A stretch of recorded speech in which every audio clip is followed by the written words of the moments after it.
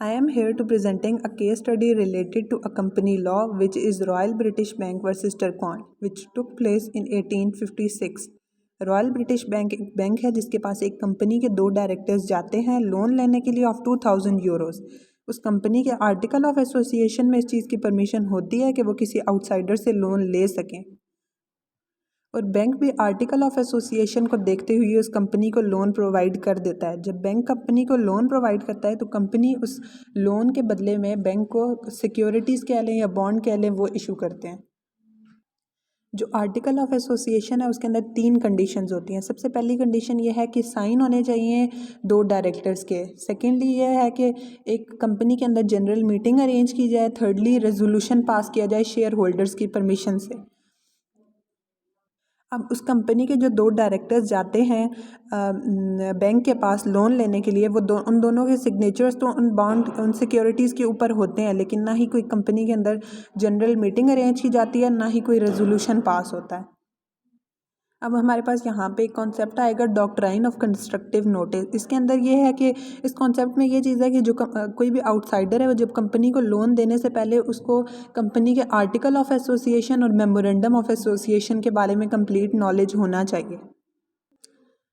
जब दोनों directors loan ले लेते हैं लोन लेने के बाद कंपनी के शेयर होल्डर्स को इस बात का पता चलता है तो कंपनी के शेयर होल्डर्स इस बात से इख्तलाफ करते हैं। वो कहते हैं कि ना ही कोई कंपनी में ये जो 3 आर्टिकल ऑफ एसोसिएशन की 3 मेन कंडीशंस है डायरेक्टर्स के साइन तो थे लेकिन ना ही कोई जनरल मीटिंग अरेंज हुई है और ना ही कोई उसके अंदर रेजोल्यूशन पास हुआ है। अब जब ये सब इशू क्रिएट होता है तो उसके कुछ टाइम के बाद जो कंपनी है वो इंसॉल्वेंट हो जाती है। कंपनी लिक्विडेट कर जाती है। जब कंपनी लिक्विडेट करती है तो एक लिक्विडेटर हायर किया जाता है जिसका नाम है मिस्टर टर्कॉन्ड। जब ये सब इशू क्रिएट होता है तो इस इशू क्रिएट होने के कुछ टाइम के बाद कंपनी जो है वो इंसॉल्वेंट हो जाती है और एक कंपनी लिक्विडेट कर जाती है। लिक्विडेटर एक हायर किया जाता है अपॉइंट किया जाता है मिस्टर टर्कॉन्ड के नाम से। मिस्टर टर्कॉन्ड का काम ये होता है कि वो कंपनी के तमाम एसेट्स को बेच दें और एसेट्स को बेचने के बाद जो कंपनी की लाइबिलिटीज़ हैं उनको पे करें। लेकिन जो कंपनी है वो इस बात से मना कर देती है कि हम कोई भी जो सिक्योरिटीज़ या बॉन्ड थे उनके बदले हम लोग कोई भी जो हमने लोन लिया था उसके बदले हम लोग कोई भी पैसे नहीं देंगे क्योंकि ना ही जो आर्टिकल ऑफ एसोसिएशन में बातें मेंशन थी कि जनरल मीटिंग अरेंज होगी ना ही जनरल मीटिंग अरेंज हुई थी और ना ही उसके अंदर कोई रेजोल्यूशन पास हुआ था। सिर्फ 2 डायरेक्टर्स की साइन थे तो अभी हम लोग पैसे पे नहीं करेंगे।